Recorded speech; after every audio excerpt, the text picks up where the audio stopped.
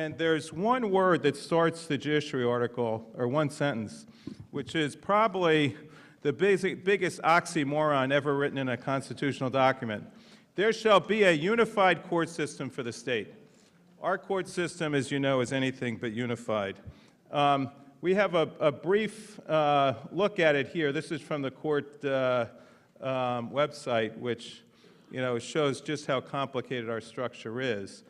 We have a brief history of this, which I'm not going to go through, but it goes back to the colonial era, which is why we have the division between law and equity. Our first real judiciary article is in 1846. We have a 150-year-old judiciary article. I don't think anybody would say a court system designed in 1846 is a court system we should have today. 1894, we have a retirement age of 70 set for our judges. That was life tenure. It's still the retirement age today. The last major change in the court system was 1977, 40 years ago, where we had 3 constitutional amendments. So we have a true dream team of the judiciary up here today. I'm going to start with my far right, Judge Alan Shankman, who is the administrative judge of the 9th District, and also the co-chair of Chief Judge DeFiore's Committee on the Constitutional Convention. To my right, Judge Janet Ruiz, who's the administrative judge of the New York City Family Court, probably one of the most important and yet complex court systems. It could be a whole court system of its own. To my far left, Carey Dunne, who's the general counsel for the New York County DA, and he chaired something called the Commission on the Future of the New York Courts, and we're still looking for that future. We'll get to that in a minute. And to my immediate left, Marc Bloustein, who is the resident expert on all things constitutional and the Judiciary Article, who's told me earlier that one reason why this court system is so complex in the Constitution was it paid for the tuition bills of his 2 kids to go through college, because we have to have Marc around. So Marc, I want to start with you. We saw what we call the Tweed Commission make these changes in the 1960s. Then we saw coalescing in the 1977 court reform, vote for 1, 2, 3. What were the kinds of political forces that can make more than just lawyers care about amending the Constitution to make for a more efficient judiciary? Before I answer that question, or try to, let me just clarify something Steve just said. Mm-hmm. What I actually said was, I started my career about 40-some-odd years ago working for the court system. I was a law clerk to Dick Bartlett, who was at the time the state administrative judge, soon to be the first chief administrative judge of the state. And in 1976, I actually helped counsel for the governor to draft the court consolidation amendment that had been recommended by Cyrus Vance's commission, the task force that had been set up by Governor Carey when he first took office to study court reform. And after that exercise, it seemed like every year, every 2 years, I was being asked to come over to the governor's office and help write yet another iteration of a court consolidation amendment or some other form of court reform. And this continued, in fact, it's continued almost to this very day. And I've spoken many times about court consolidation, and invariably I start my remarks by saying something like, well, you'd think that I would be really a fond supporter of it, but actually it was exactly the opposite. I was really against it because I got to support my family on the backs of this, which included sending 2 children to ridiculously expensive private colleges. So anyway, that's the true story. But to answer your question, the Tweed Commission, first of all, who was Tweed? It was not Boss Tweed. It was a lawyer from New York City by the name of Harrison Tweed, a lion of the bar at the time. Why Tweed and why a commission? This is oversimplifying it a bit, but go back to 1945. World War II had just ended, and the GIs were coming home. One of the things that all observed in the United States in the post-war period and also in New York was that there was a proliferation of automobiles.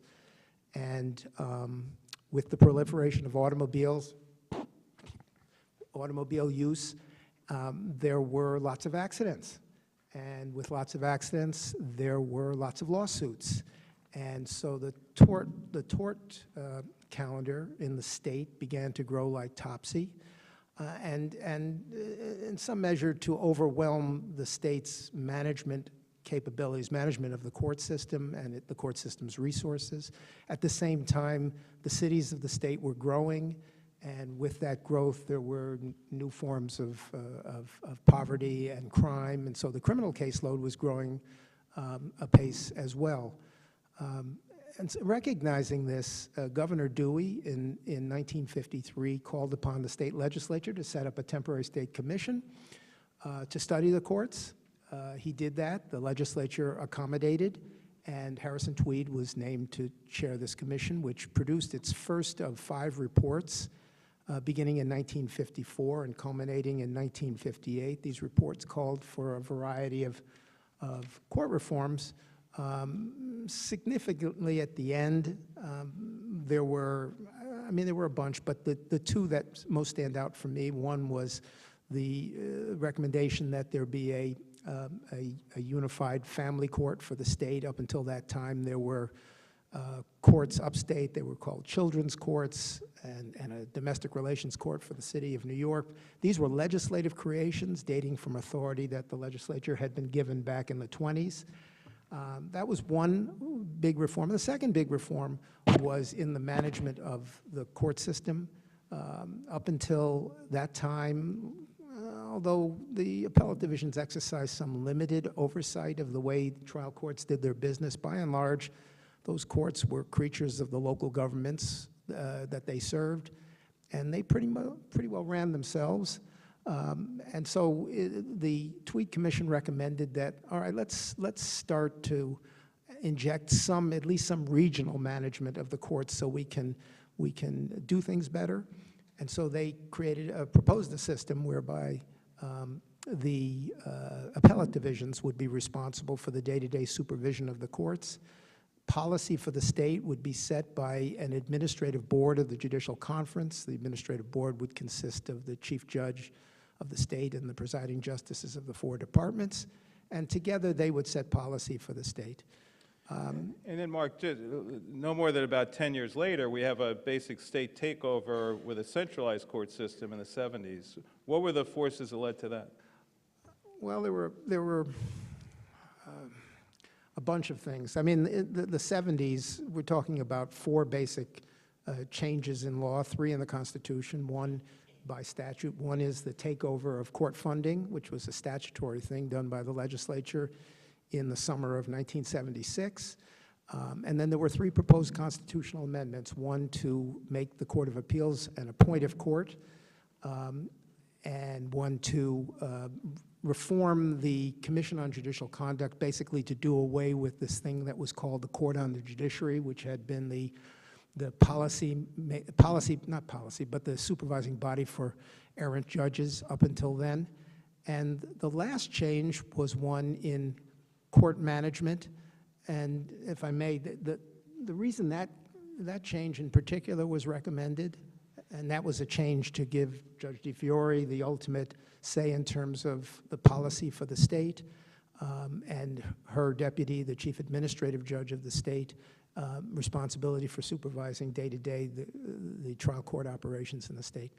The reason that came along was in the wake of Tweed, and then the Judicial Conference weighed in with some suggested amendments at the end of the 50s, and then ultimately 1962 came along and we had a new Article 6 that embodied most of what Tweed had recommended.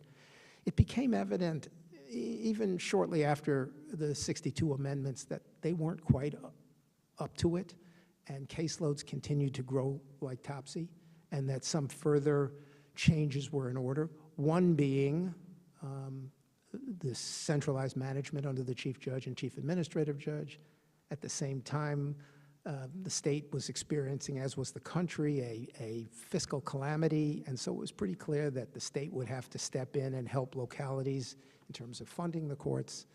And then the last thing, with respect to the Court of Appeals, I'll mention, is that the state, up until then, the Court of Appeals was an elective court, but throughout the late 60s and early 70s, and most notoriously in 1973, there were very, very expensive and nasty campaigns for seats on the Court of Appeals. The one in 1973 was between Charles Bartel and Jacob Fuchsberg.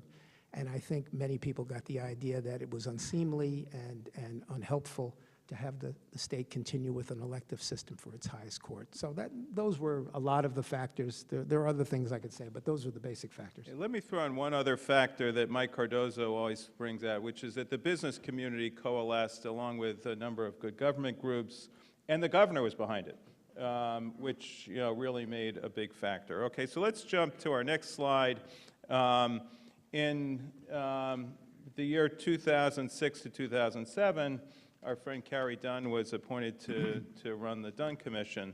One of their recommendations was a centralized court system, a unified court system with a two-tier trial court. Interestingly, this had been proposed back in the Vance Commission days, but left on the table when we came up with a vote for 1, 2, 3 amendments. What led you to produce what Judge Kaye always says, a much prettier chart of the court system? And what do you think led to this particular proposal not coming to be, Well, Kerry? before I get to that, I would say those of you who are students of this topic might be interested in a review I read in the paper this morning about a new Broadway musical that opened yesterday, and it's called Groundhog Day. In terms of what motivated both Judge Kaye to establish this commission that I chaired, and what we really brought to it. Let me just read one paragraph from the introduction to our report, which really, I think, captures what Judge Kaye had in mind, and I think that gets to the answer of your question. Quote, "For decades, commissions, scholars, legislative panels, and others have decried the inefficient and wasteful structure of the New York courts and have advanced myriad proposals for reform. Time after time, these efforts have stalled, not for lack of popular support, but for lack of political will. In this arena, generations of good ideas have been undone by the inertia of the status quo." And so if you look at the history of the different proposals that have been occasioned over time, every 10 or 20 years, depending on who's standing up and calling for this kind of reform, frankly, in terms of the structure, it's not particularly complicated, and ours was not particularly new in 2007. And this does, in fact, come from our report, as I see it now, because it's pretty obvious, but it also mirrors, frankly, what's been done in, the statistics are in the report, but I would say, 97% of the rest of the states across the country have, in their own way, in many years ago in most cases, come up with the same simpler system like that we have in the federal system. And rather than the umpteen different courts of different jurisdiction at the Supreme Court level and their analogs, there is one, and then there's one level of inferior courts, call it what you want, whether it's a district court or something else. And then there's a Court of Appeals, and we always toyed with whether to change that to the Supreme Court, but that was deemed to be too complicated, blah, blah, blah. But whatever you call these courts, simplifying the structure is not the complicated part of the analysis, it's how to get it done. So if your question is how did we come up with that, it's just pretty damn obvious, I think. All right, so let's go back to the prior slide. Judge Shankman, you're in the trenches running a very busy court system in the 9th District. What are the practical constraints that are placed by an organizational chart like this? Well, if I can, I just want to preface my remarks with 2 observations. First, I was recently asked by Chief Administrative Judge Larry Marks to speak at a law school, and he said, "I'm asking you to do this because I can rely on you not to say anything stupid." So I'm going to try to say, I'm not going to try to say anything stupid, and I also am going to disassociate the Chief Judge and our task force from anything I do say, so that I want to make it clear that I'm speaking solely as are the rest of your panelists. Yeah. And I also just want to mention, I don't know if he's still here, but in 1975, when I was a law clerk at the Court of Appeals for Judge Jason, who worked very closely with Judge Brightel on a number of important court reform and court consolidation issues, I met a wonderful man who's here tonight by the name of Mike McEnany. And I would introduce Mike by saying that he invented OCA. Mike, are you here? Yes. I'd like to welcome Mike. And a matter of personal privilege, I want to welcome him as well, since he was my first boss at OCA. But to get to your point, Steve, there are obviously a number of critical issues because we have courts that work in different ways on similar types of issues. Here's a classic one that the Court of Appeals just happened to address about a couple of months ago in a case by the name of Archery against Home Plaza, which is you can't sue the state in the Supreme Court. So if you have a situation, simple case, where a person is injured on a road, a state road, because a tree falls down, and there's a claim against the person who owns the tree for not taking care of the tree, and there's a claim against the state for not looking out for trees that might fall down on its roads, those cases can't be heard in the same place. And you have tremendous issues with inconsistent results, not to mention duplication of effort. Why does that happen? In surrogate court, we have a surrogate court that handles estate matters, dead people. Well, we have a growing volume of guardianship cases in the Supreme Court that deals with people who are alive but are not able to take care of their own affairs. So we have Supreme Court judges who appoint and supervise guardians, manage their accounts to make sure that nobody's running off with the money and that everything is being properly attended to. But when that person expires, as we all do, I hate to be a bearer of bad news, but when that happens, then it becomes a surrogate's court case. And that whole file goes over to the surrogate. And you can potentially have a whole different set of players involved in dealing with the affairs of the very same person, which can be a duplication of effort, a duplication of expense, not easy to explain to people. Similarly, let's say you have a wrongful death settlement. Someone is injured, killed in an accident, that if it's an infant, there needs to be court approval. Who approves that?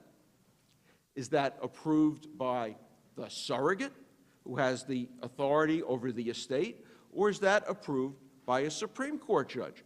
And what if those two judges have different philosophies about how to approach issues like attorney's fees? You get a turf war. Is that seemly? How do we manage that? And even when you get to a day-to-day issue, so we happen to have in our district a situation where we had two surrogates leave us. One decided to run for an office that had become vacated because somebody else decided to take a different position. I won't mention who that was. And we had another surrogate who got elected to Supreme Court. In one instance, the governor, after a period of time, filled the vacancy of surrogate with an appointment.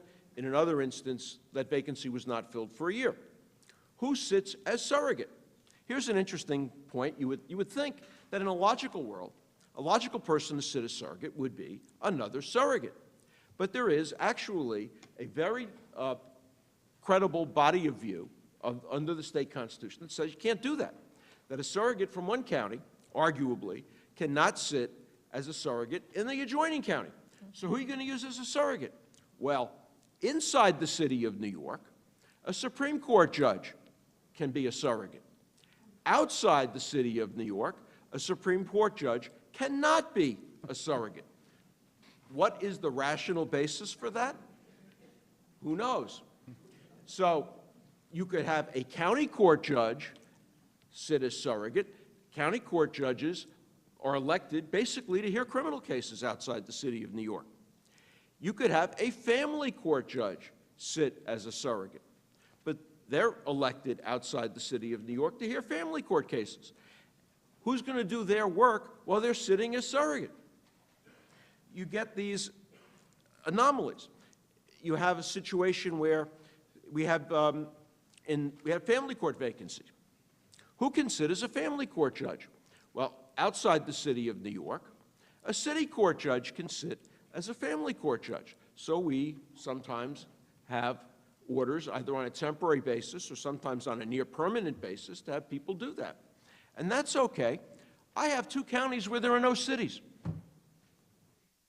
Rockland County has no city. If you learn nothing else tonight, New City is not actually a city. So there's one point there. So in Rockland County, there are no cities. If, as we were for a period of time without a family court judge, what do? The answer was a city court judge from Westchester. Why? Because we thought that was the place that we could take somebody who would, where that court would be least impacted. Now, is that really the appropriate criteria for figuring out who should sit in a family court in a given county? These are the sorts of issues that we have to grapple with. Here's another little practical one. We have Court of Claims judges. You might want to think, what's the Court of Claims? Don't they hear claims against the state? If you look at the Constitution talks about having between 5 and 8 Court of Claims judges. The fact is, among the real Court of Claims judges, those who are designated really to hear claims against the state, sometimes they're referred to as Part A judges, that they're the real Court of Claims judges. At the moment, there are 17 authorized such positions. There are 95 other authorized Court of Claims positions. None of those 95, by the way, ever hear a claim against the state. But they're Court of Claims judges, basically designated as acting Supreme Court. Why acting Supreme Court? Because under the Constitution, there's no other court that they can be designated to. Most of them sit in criminal terms. Now, it may not make a big difference in the city, because in the city, the Supreme Court has a very vigorous criminal term. Outside the city, as I said, most criminal cases are handled by county court judges, who are elected based with the understanding that that's what they're going to do. So when you set up a duty schedule, all right, what judges are going to be handling emergency applications that come in, whether for search warrants or other applications? All right, we've got these county judges, they can do it. Suppose I have a Court of Claims judge who's assigned, who's going to sit criminal. Can that judge sit in a county court? No. So what do? We say, okay, we're going to take all of the criminal cases and we're going to put them in Supreme Court, because we can make the county court judges acting Supreme Court judges, and we'll do everything for Supreme Court. Same thing with grand juries. We can have a county court term of grand jury. We could have a Supreme Court term of grand jury. I have counties where we have no Court of Claims judges. Everything is done by county judges who are elected to do that. I've got other counties where technically everything is run through the Supreme Court, not because we really want to, but because that's the sort of maneuver that we have to do in order to make the system work. So there's a technical term for this. We call it a hodgepodge, right? So let's turn to you, Judge Ruiz. In the family court, what is one of the most pressing issues a family faces? Divorce. Can you hear a divorce in family court? And what other kinds of practical constraints does our Constitution place on you in running this complex family court system? Right. So in family court, you cannot hear, family court judges don't have jurisdiction to hear divorce cases. However, we have jurisdiction to hear every other single family court-related matter. And it's really interesting because this notion of really having a full, comprehensive, unified family court, that discussion has been happening since the beginning of the 20th century. And yet we're not there yet. The complexities of having family court matters start in family court. So an example, someone may receive legal counsel that it might be more effective to file a family offense petition in family court, seek a temporary order of protection excluding the spouse from the marital home, and that this might be advantageous ultimately when that person then turns around and, receives an order in family court of exclusion and then goes to Supreme Court to file a marital action and seeking to consolidate, of course, whatever is happening in family court. and that might be a very advantageous thing to do. So there's a host of issues related to forum shopping and to manipulating, if you will, the court system. And of course, more importantly, there's harm to families and children, and families who can't have all of their family court matters heard in one court.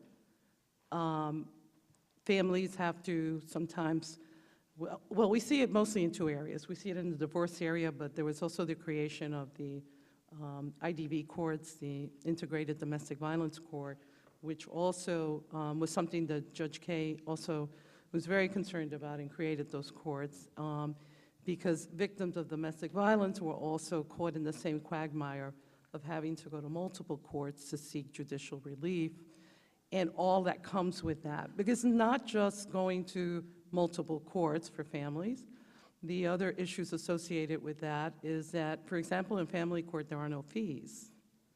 But if you go to Supreme Court, there are very hefty fees. There are different court personnel.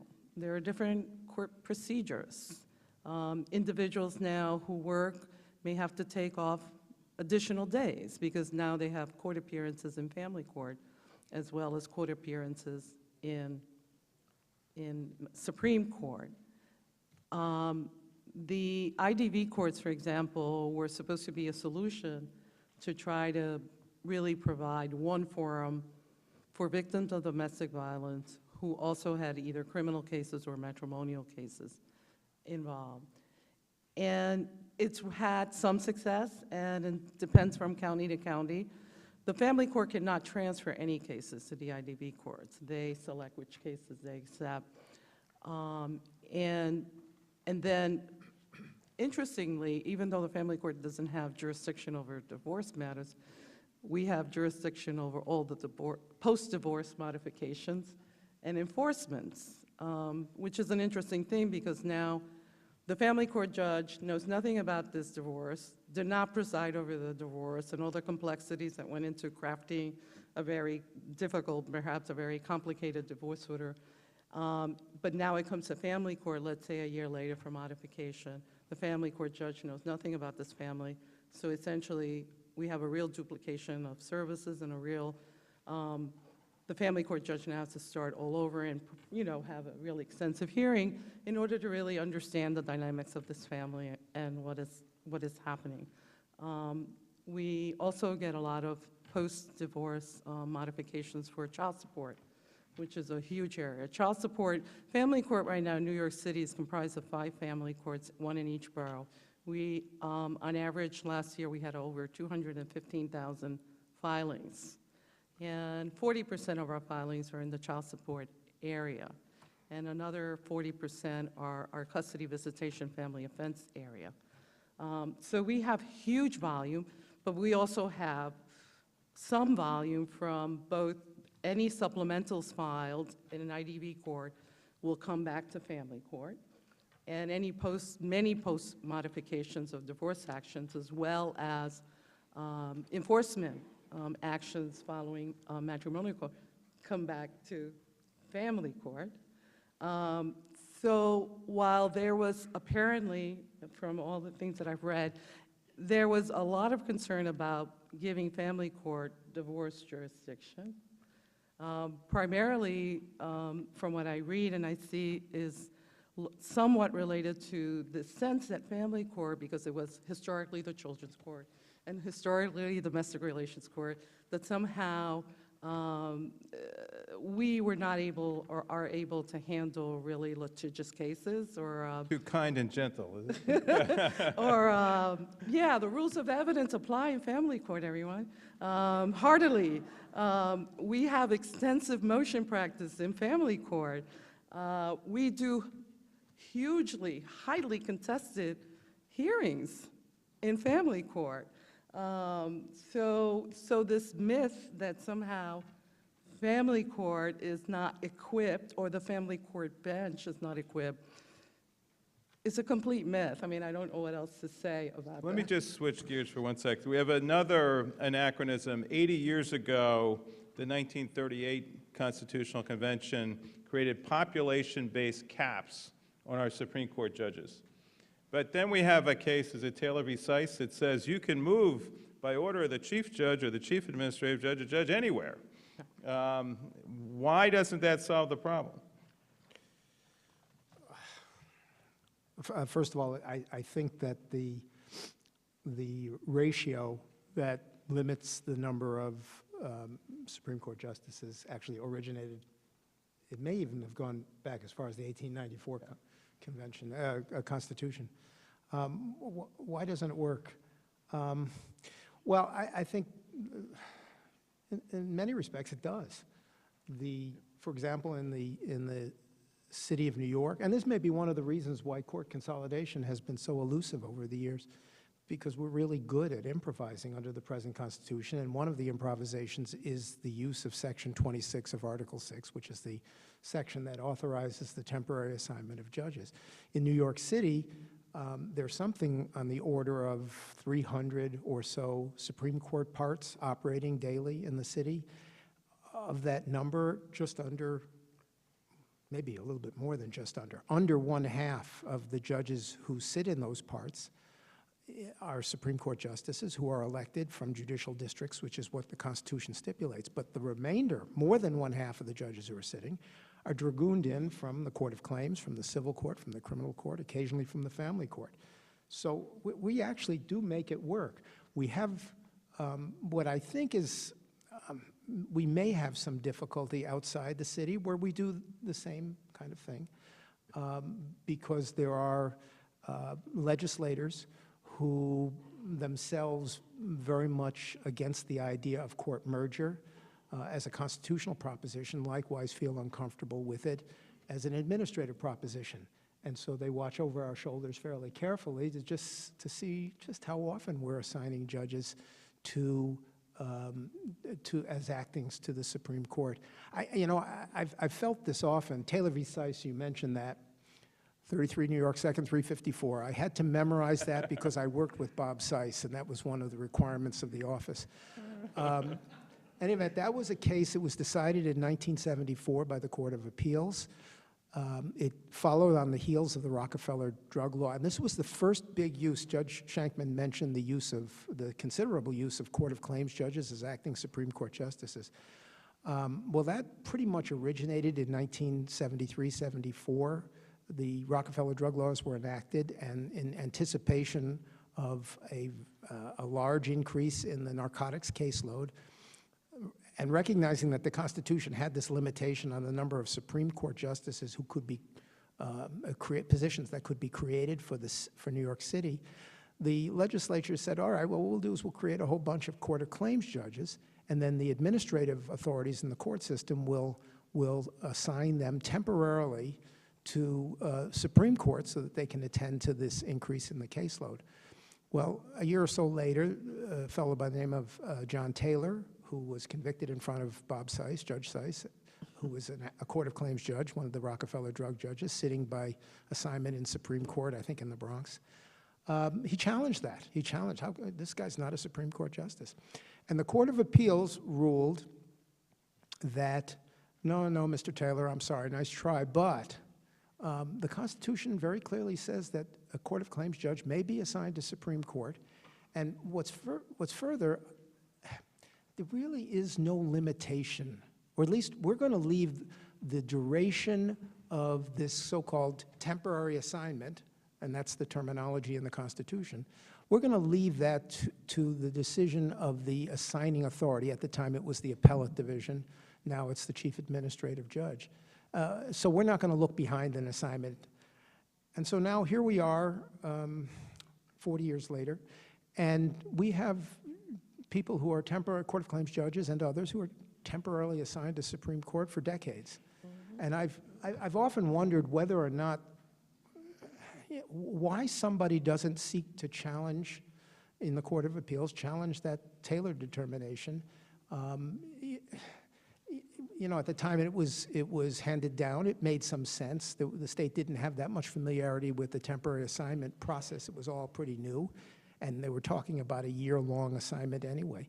But now we have these tremendously long assignments, And what if a case went to the Court of Appeals? What does that word temporary not mean something in Section 26? Well, Judge Ruiz is shuddering. She's sitting here saying about a quarter of her judges in family court are civil court judges that have just been elected and sent to family court. Let me pick out another piece of history. 1894, our Constitution divides the state into 4 departments. Think about how differently situated we were. How many people were commuting from Suffolk into Manhattan? How many people were commuting from New City into Manhattan? That led to the busiest appellate court in the world, the 2nd Department. I know, Carey, you proposed a 5th department. What are the rationales there? Why didn't it take off? It's really the same problem we were just talking about, but at the appellate level, which is that it's all frozen in time based upon demographics from 100 years ago, which no one anticipated what the world would look like today. And I think, again, the solution that that successive bodies have proposed and ruminated about for decades now has always been fairly obvious, which is the creation of yet another department.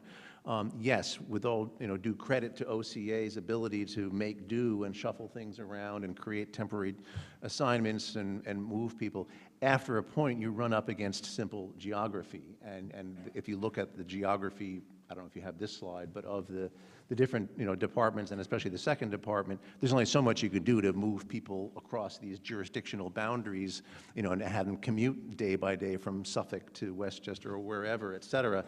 And so, and you can carve it up, in a variety of different proposed ways, or one could, in the Constitution, leave it to the legislature, which is what our group recommended 10 years ago. But the, again, sort of simple, obvious solution is to create, yet another sort of demographically justified, department to, to make the numbers work and create a rational basis to allocate cases around the state. Again, you can do that in a variety of ways. We don't need to go into the details now, but to us, looking at this 10 years ago and looking back over what people had proposed in the past, it was, again, to use my prior words, just damn obvious. So at the last convention, other than lawyers, probably the 2nd most populist were judges. The Constitution says judges shall not be disqualified from serving in a convention. What do you think that means if there's another convention, Judge Shankman? Are we going to have as many judges as we have lawyers? Well, actually, the Constitution has some very interesting things to say about it. It doesn't say all judges are disqualified from holding dual offices. It just says some, like on the judges of the Court of Appeals, Supreme Court judges, and judges from the New York City courts. Theoretically, a city court judge from outside the city, even if he or she was sitting full-time, could hold another public office. But for the fact that the canons of judicial ethics say that if you want to hold another elective, non-judicial office, you have to resign. So that's what prevents that. The provision for being a delegate to a convention is actually an exception to the general rule that's in the Constitution. While there is an argument that can be made that that exception doesn't necessarily mean permission, the historical record is such that it'd be very hard, I think, to construe that otherwise, simply for no other reason. As was pointed out, the chief judge of the Court of Appeals in 1938 was the chair of the convention. Very hard to argue then with a straight face, wait a minute, he shouldn't have been a delegate at all. That's simply wrong. This is might not have been such a big problem in 1967 if you think that that was a fairly limited duration of convention. It's a different era.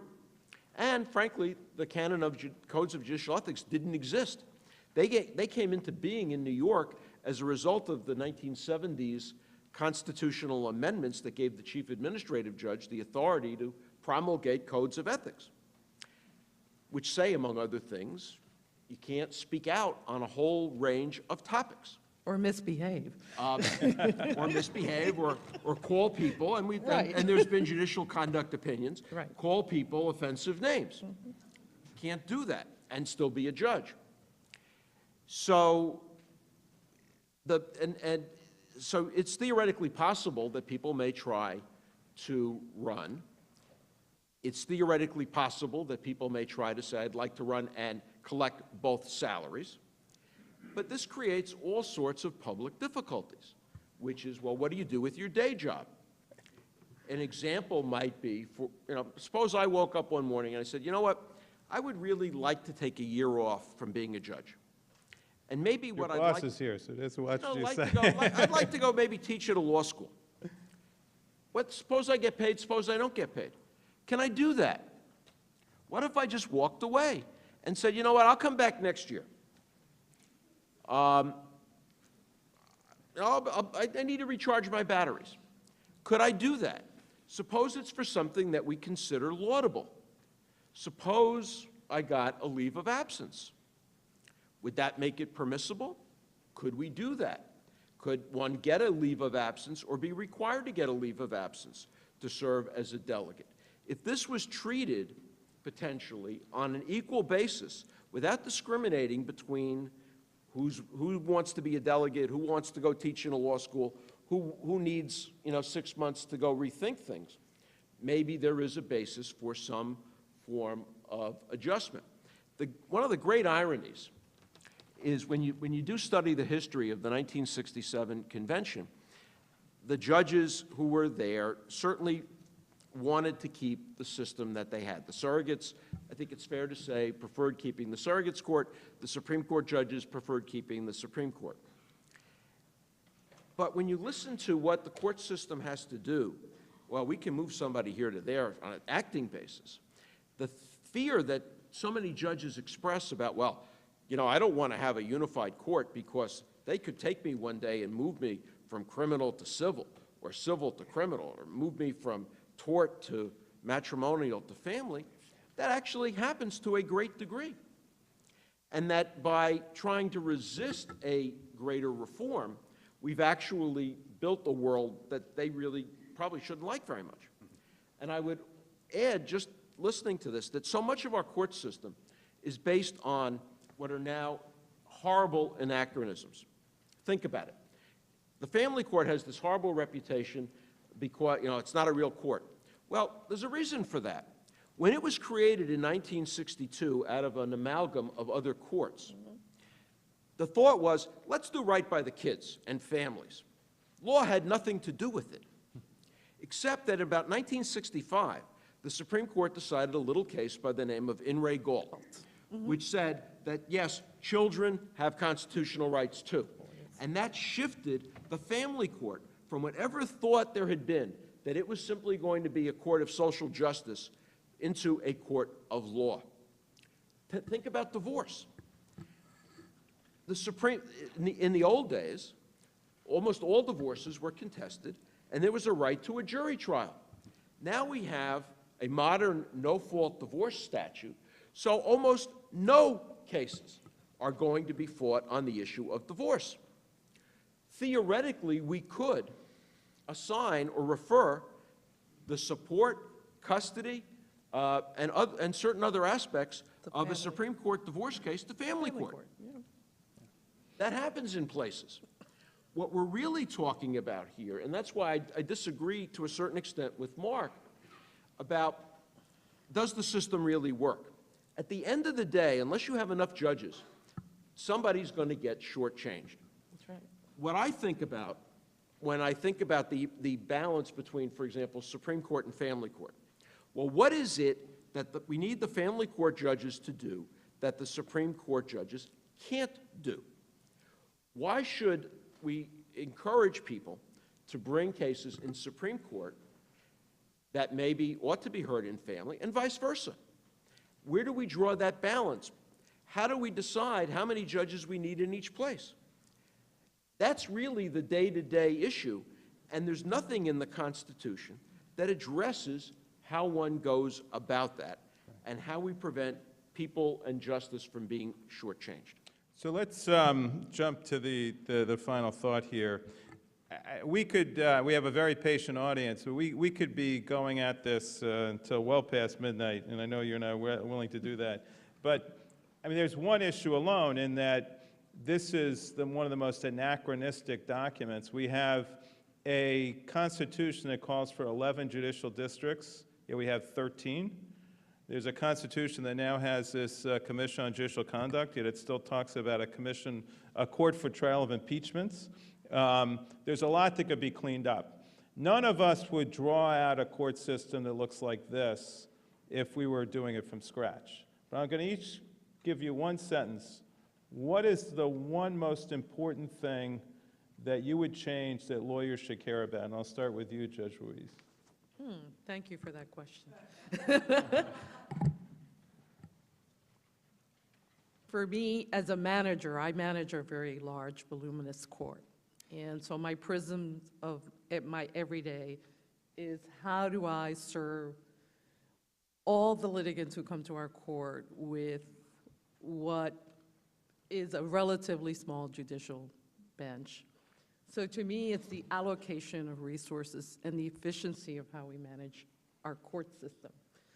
Because ultimately, the people of the state of New York deserve no less, I think, from us, that we can really have an equitable court system with proper allocation of resources across all of the courts.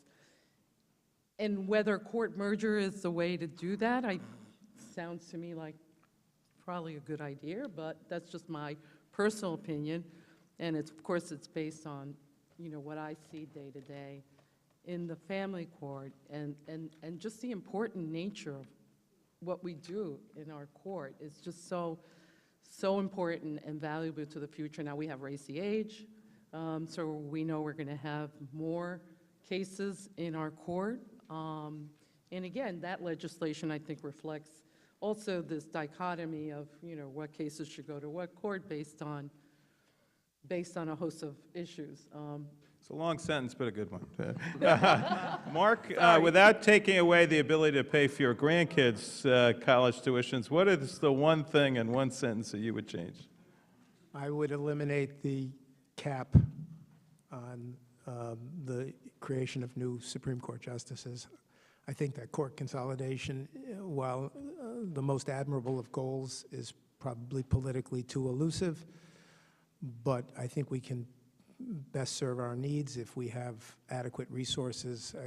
Again, I think we do a pretty good job in the judiciary at making do with what we have, and sure, it would be great if we could knock those 16,000 words down to a mere 4,000 or something like that. And if we could unify the courts completely, all kinds of good things would come from that. But I think at the end of the day, that's too difficult to achieve. And in the short term, I would push for the added resources, which would also, one other thing, would keep faith with a constitutional provision that says that justices of the Supreme Court should be elected from judicial districts, which is often left out of the conversations that we have. I think that's a pretty vital thing to remember. So that's the one. How about you, Carey? Well, it's unfair. I think Marc just identified 3 different things, of which the last one was going to be my provocative suggestion. If you're saying I had a magic wand and could pick anything, and it hasn't been on the agenda tonight, and it probably shouldn't be as a practical matter, if there's going to be any hope for change in a constitutional convention, I would say merit selection. I think that would change so much of the system and get rid of a lot of our woes. The rest would be footnotes after that. And final word, Judge Shankman. I would like to see New York have a truly unified court system, and that to have those words in the Constitution means something. And I'd like to elaborate for 1 second, if I could. I know it's another sentence. So much of the sinew of the court system has been constructed around courts. So we have a system, computer system for Supreme Court. We have a computer system for family court. We have a computer system for city court. We don't have a computer system for courts. And sometimes when we try to put things together, it doesn't work because we don't have systems that cooperate. Let me give you, and I see him sitting in the audience, and I'll give you a great idea of a unified court system. It's my good friend John Sweeney, who's now in the Appellate Division, First Department. But I had the occasion as a young lawyer, and he was a younger judge, to appear before him in Putnam County. In Putnam County, they're one of the counties that are called triple hatters, where the county judge is also the county judge, the family court judge, the surrogate, and can be an acting Supreme Court judge.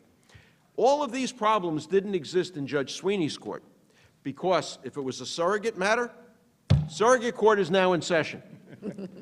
If it was a criminal court matter, county court is now in session. Supreme Court, now in session. And if you really think about it, wouldn't it be wonderful to have a court system, however you achieved it, where people could get justice in some sort of organized, unified way? That's a great way to end. I'll just add one more thought. If we were in upstate New York, that's the Boston Spa Justice Court and Fire Department and Ambulance Squad. I'm sure people upstate would also care about their town and village courts. I want to thank the audience. I want to thank our distinguished group. Thank you very much.